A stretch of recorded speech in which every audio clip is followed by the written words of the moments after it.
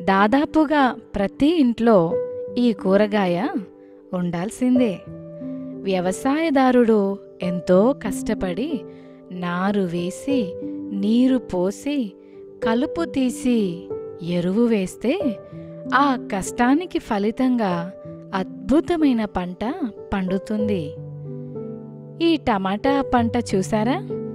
ఎన్నో టమాటాలు. ఈ టమాటాల రాశిలో నుండి కొన్నిటిగా తీసుకొని సంతలో అమ్ముకోవడానికి తెచ్చుకుంటారు. ఏ వ్యక్తైనా కూరగాయలు కొనేటప్పుడు మార్కెట్కు వెళ్తే శ్రేష్టమైన వాటి కొరకే వెతుకుతుంటారు. ఎన్నో టమాటాలు అక్కడ ఉన్నా తనకు నచ్చిన వాటినే ఎంచుకొని తన బుట్టలో వేసుకుంటాడు.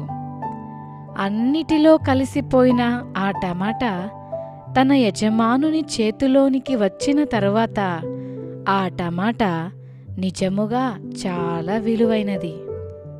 ఎన్నుకొనబడిన దానిలో ఎంతో ప్రత్యేకత ఉంది. అంత మాత్రమే కాదు, అది యజమానుని చేతిలోనికి వచ్చిన తరువాత ఉపయోగపడాలి.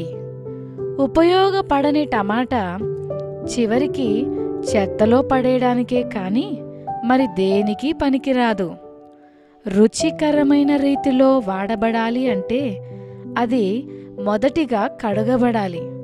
ఆ తరువాత యజమానుని చేతిలో కత్తి కోతకు అప్పగించుకొని ఎన్ని ముక్కలు కోసినా మౌనంగా అప్పగించుకుంటేనే గాని దాని మాధుర్యాన్ని తన యజమానునికి పంచగలదు.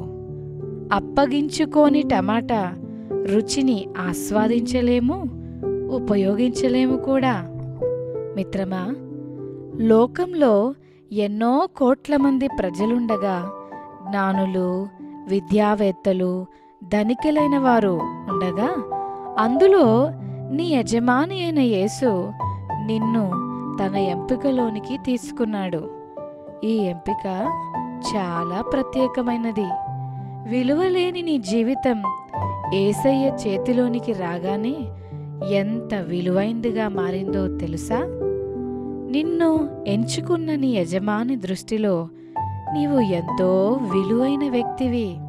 నిన్ను ఎంచుకున్నందుకు యజమానుడు నిన్ను బట్టి సంతోషించాలి అంటే నీవు కూడా టమాటా వలె దేవుని వాక్యం అనే నీటితో కడగబడిన అనుభవాన్ని పొందుకోవాలి. అంతేకాదు, ఆయన చేతికి నిన్ను నీవు అప్పగించుకోవాలి. యజమాని ఎన్ని ముక్కలుగా కోసినా మౌనంగా అప్పగించుకున్న టమాటా వలె ఆయన ఇష్టానికి నిన్ను నీవు సంపూర్ణంగా అప్పగించుకుంటేనే నీ జీవితం ద్వారా ప్రభువుకు అద్భుతమైన మాధుర్యాన్ని ఇవ్వగలవు.